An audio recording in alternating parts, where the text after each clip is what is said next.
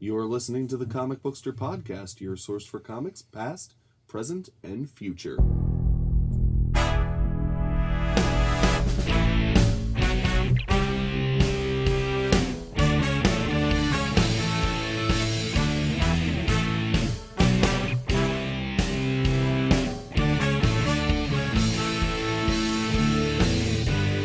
Dragged from what could be any comic shop in the United States to host this incredibly nerdy podcast are some of the most enthusiastic comic book readers ever assembled.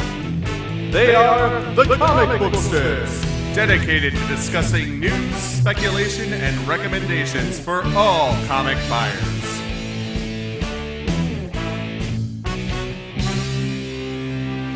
Hey everyone, and welcome back to another episode of the Comic Bookster podcast, your stop for comics, past, present, and future. As always, I am Nerdcore, and I am joined by Obi. Welcome back to Comic Booksters. And now for something completely different. So, both me and Obi are huge fans of Batman the Animated Series, and due to some constraints and whatnot, we decided that we are actually going to take this episode and record an audio commentary on the first episode of Batman the Animated Series on Leather Wings, which is Batman vs. Man-Bat. It's pretty awesome. I'm assuming a fair amount of our listeners are fans of Batman the Animated Series as well. So if you would like to play along with us at home, you can queue up your copy of Batman the Animated Series Volume 1, Episode 1, and I'll let you know when to start, and the commentary will go right along with the episode. Yep. First of all, any initial thoughts on Leather Wings before we begin, Obi? Oh man, this episode is so good. Yeah, and I mean, for when it debuted in almost 25 years ago on the Fox network It's in so hard to 1992, think about that. say what? It's so hard to think about that. Yeah, it is. But almost 25 years ago when this debuted as of this recording, it was pretty groundbreaking, and I mean, it's still just a breathtaking episode. We'll go ahead and get this queued up, and you can go ahead and start your DVDs now, and the commentary begins right now. This intro, it's forever ingrained in my head. My favorite thing is the Warner Brothers, how they make the Warner Brothers thing turn into the Zeppelin. That's like so perfect. It is, and I honestly think that my absolute favorite thing about this intro itself is that none of the characters really have any definition until that lightning strikes there at the end, and you just see Batman in full form, but everything else is just silhouetted, and it's just very wonderfully stylized. I really like, the thing I like about the intro is you don't see any of like his rogues gallery. It's just two bank robbers. Yeah, which is, this whole series went into production because of the success of the Burton movies at the time, which really had an emphasis on the villains. This kind of really gives you a feel that this is going to be about Batman, to an extent. And there is the big emphasis on Batman right there, the Yep. lightning strike every You didn't time. even need a title card for the show itself, but you did get these really nice ones for Oh, all those the title episodes. cards are the best. Yeah, I was kind of sad that they went by the wayside when they started doing Superman and Justice League. I mean, apparently they didn't have time to do them, but I really thought that it made the show stand out quite a bit. Oh man, it's so beautiful. I actually like this establishing shot of Gotham more than the one from Burton's Batman movie. I feel like it has a more Batman feel to it. This episode, like the animation quality in this episode, I think There's Man-Bat. is way superior to some of the other episodes, and that's not saying because it's obviously a great series, but for some reason this episode is just they spend a lot of love and care, like the clouds right there. That's amazing. Yeah. I mean, the animation quality varied between episodes, but as far as this, like, it really went out of the park. Like, it's perfect.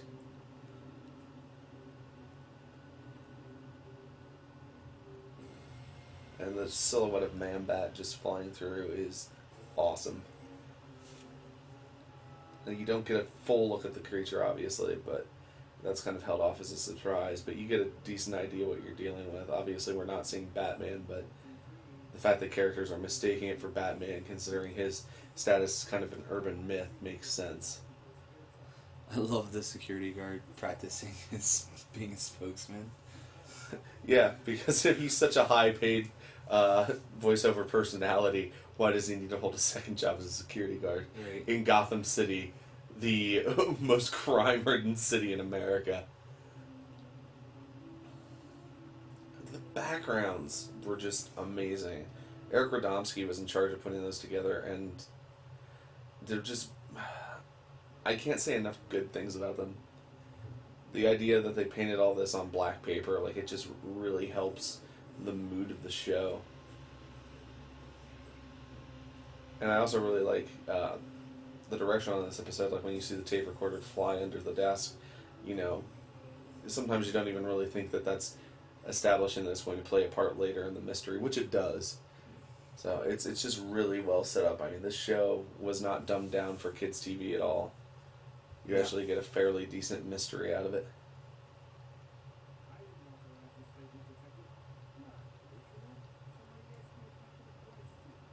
Now, this show was actually really my first experience with the character of Harvey Bullock at all, like either as a comic reader or any kind of Batman media. You know, what about you? Yeah, absolutely. This was kind of I'm a couple years younger than you, so this was my introduction to Batman. Really. Mine was the 60s TV show because they played it on reruns, but this really established for me what Batman absolutely is.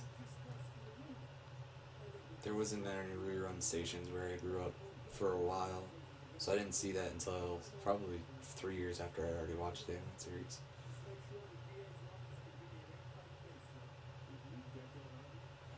Now, I'm such a big Two-Face fan now, but as a kid, like, I had no idea that Harvey Dent was going to become Two-Face. But once again, they played up really well with him flipping the coin and whatnot. I just love them establishing him as a character inside Gotham already, way before he becomes Two-Face. I mean, yeah, he has another couple appearances before that even happens, which is wonderful. And there's Batman smiling. I mean, how often do you see that?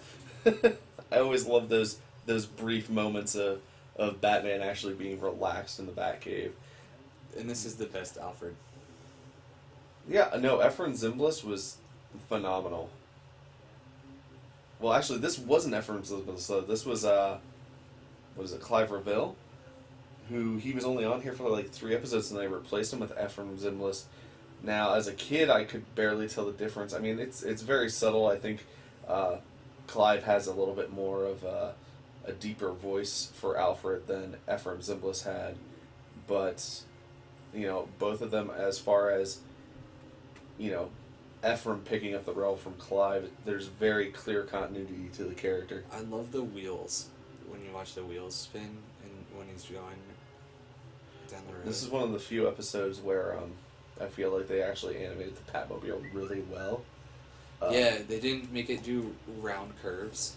Yeah, because sometimes it really hugged those corners, like, terrifyingly so. Yeah, it broke the laws of nature. My apologies to our listeners for my phone going off just now. It's terrible. Oh my God, you would never get away with that today, would you? the 2 outright human characters having an affair.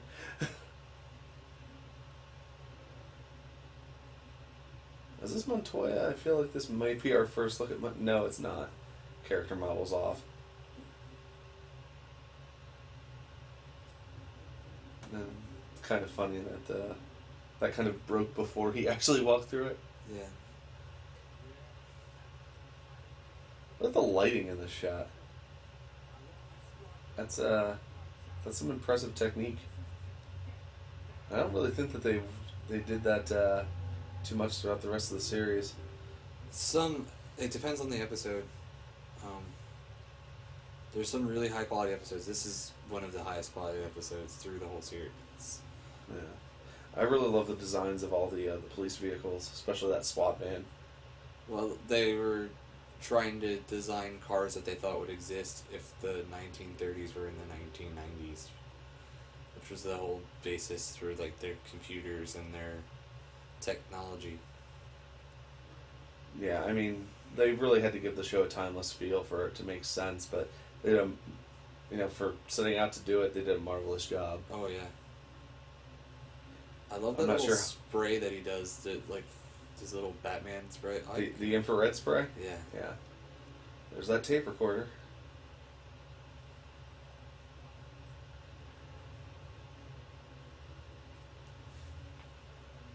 I mean, and that's one thing that this show did more so than any of the movies have ever done. It really set up that Batman is, in fact, a detective.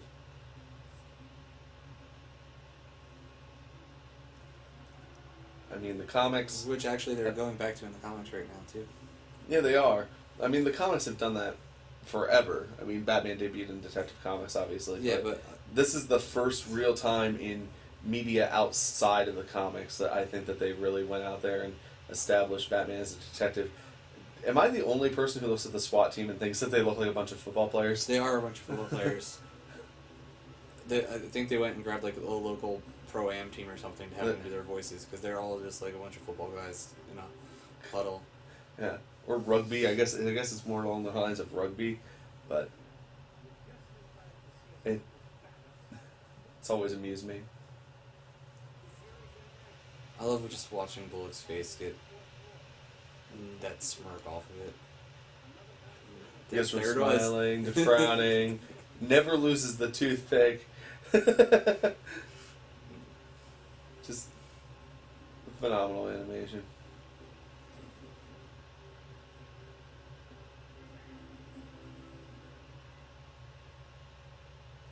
So many different gas grenades.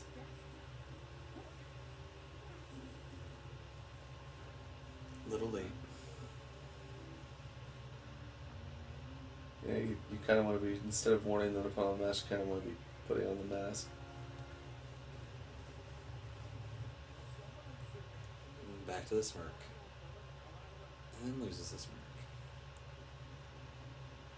I always hear Bob Hastings. I always hear him when I read Commissioner Gordon at this point.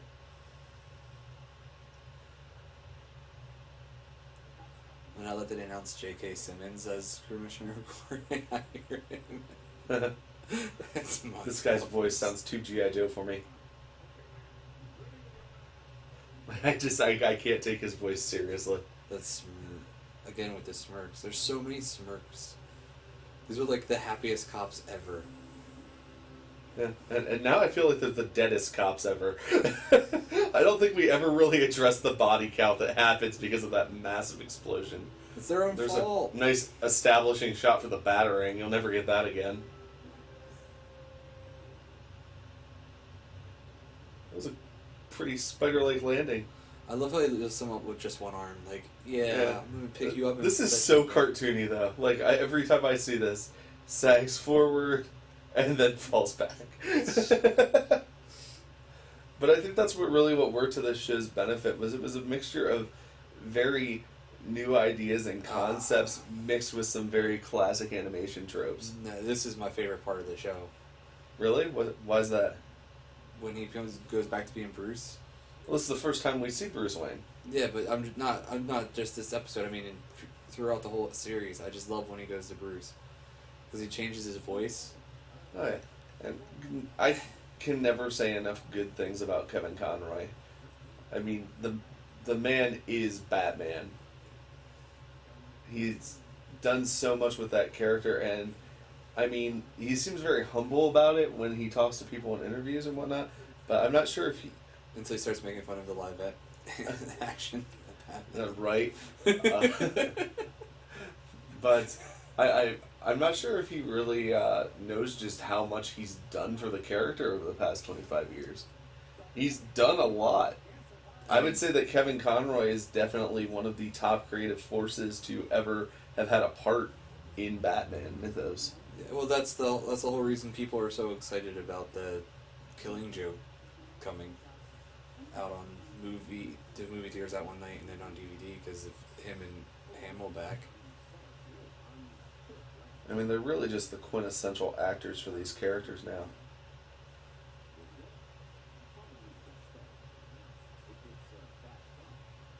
But my favorite thing from an interview from Kevin Conroy is the difference between him as Batman and anyone else as Batman is his regular voice is his Batman voice. He actually had to change his voice to become Bruce Wayne. Well, I think now that's more so true than ever, because I really think that as he's aged, his voice has just gotten more Batman-esque.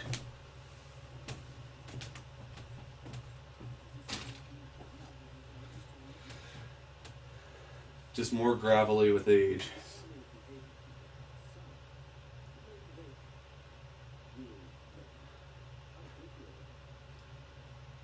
The lab equipment, oh, it's just so vintage. Yeah. I love this quip. Every time, it just gets a chuckle out of me. Mine is, should I cancel your thing with, was it Bambi? Oh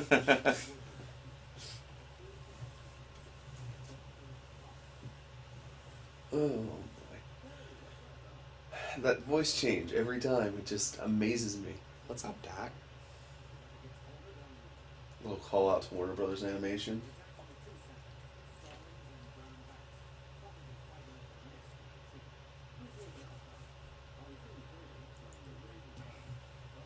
Their design of Batman is just incredible.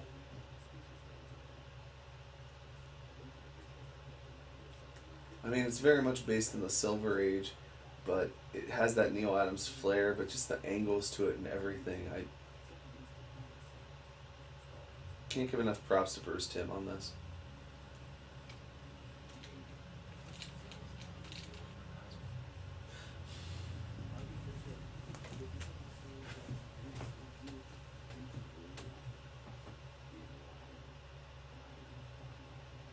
And there you get that angry Batman voice.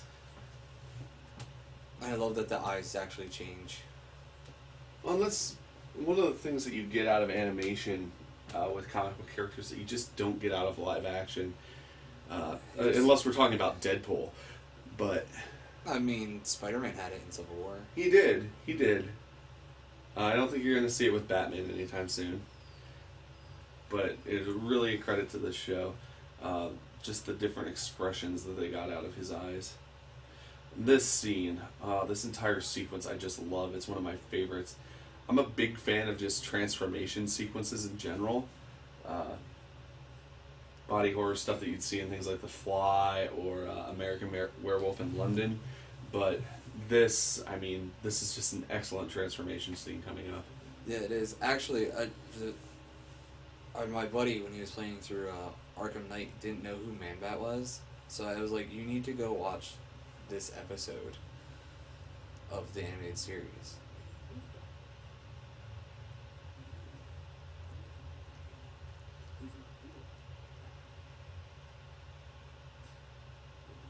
Nice touch with the freaking glove snap. I don't think you'd Oh, ever get that very much. Great sound design.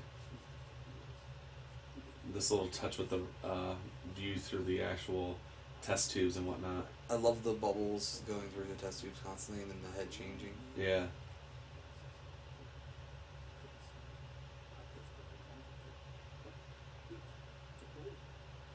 It's definitely it's like a Batman take on Dr. Jekyll and Mr. Hyde. Oh, most definitely.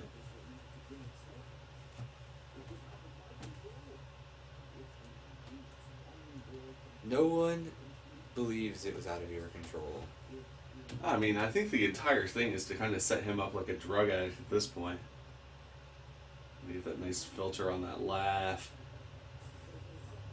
Those teeth.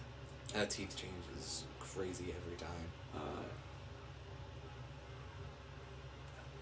It's kind of, there's some clever movements that disguise something so you don't see everything, but still, that is just a marvel of animation for me.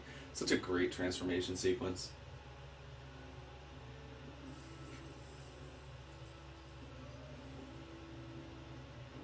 I really want to know where they pulled that sound file from to actually make the Man-Bat sound.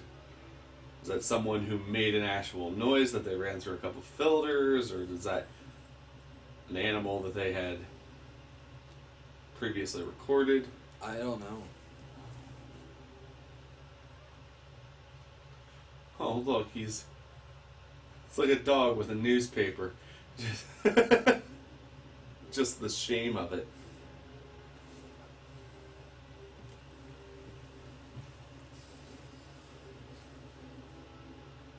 Just love how when the glass breaks. Look at that shimmer on the cape, too. The silhouettes.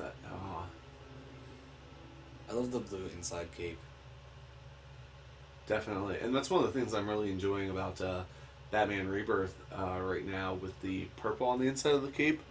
It reminds me of this, and it works to great effect. I love this. It's just... You managed to...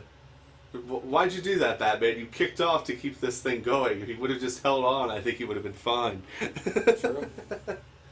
Now, apparently, like, I still don't understand how they managed to do this. Like, that's beautiful. Like, that's absolutely gorgeous, that little flare spin that they just did.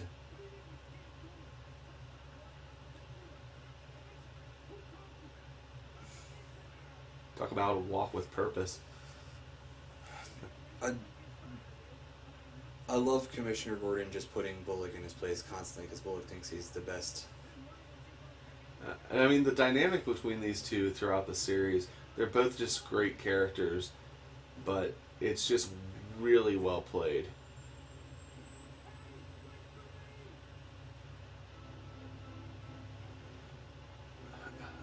Everything about this episode, I don't think there's not even really a single animation flaw that I've caught. I mean, there's cell dirt, which they freely cop to.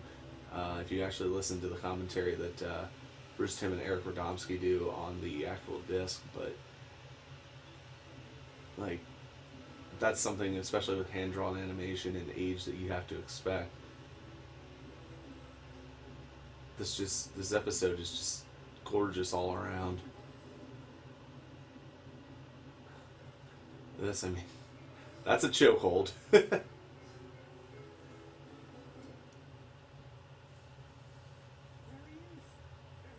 I really like that he has to fight him in the air. He doesn't. It's not like they tried to ground the fact that Man-Bat. They made Batman have to beat him in his own space. No, he was literally beating him in the face. Well, it's the wall that does the trick. Yeah. No concussion. And I don't think that you actually see this much blood on Batman until watching Mask of the Phantasm. I think that's the next time they actually were able to use blood in this show.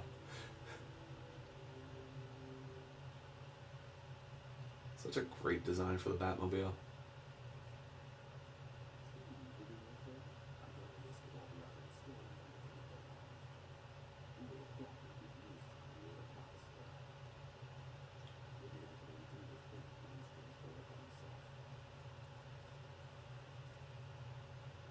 Apparently he's a genius in genetic manipulation because he immediately finds the answer.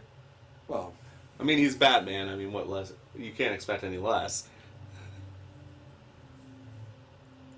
and he does have, what, a $9 billion computer system that kind of helps guide him along. Yeah.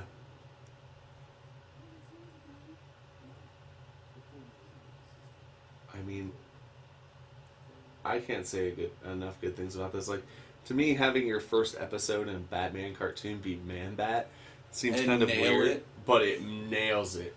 Like, it's, you know, and it really sets up what you can expect from the rest of the series. It's like all bets are off, but it's just absolutely amazing. I can't say enough good things about this episode or Batman the Animated Series on the whole. Yeah, I love that Batman picture there at the end of in the credits. It's just, I mean, it's just excellent as like a logo.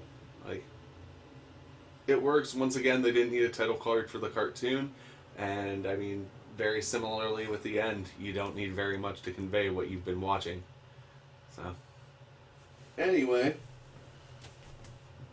that's it for that episode. Any final closing thoughts on this, Obi? no, I mean, I don't think we could say any more. We just talked up this episode the whole way. It's in my top 5 of the anime series. Most definitely. It's up there. I mean, there are some other episodes that I enjoy more, but as far as an opening episode, you can't really get much better than this. I still love the title cards on every episode.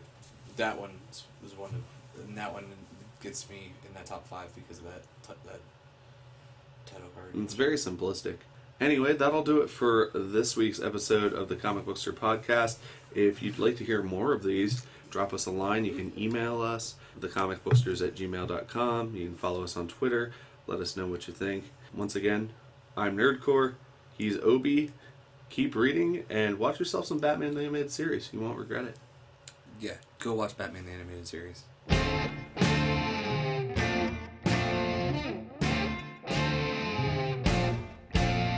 Thanks again for tuning into the Comic Bookster podcast.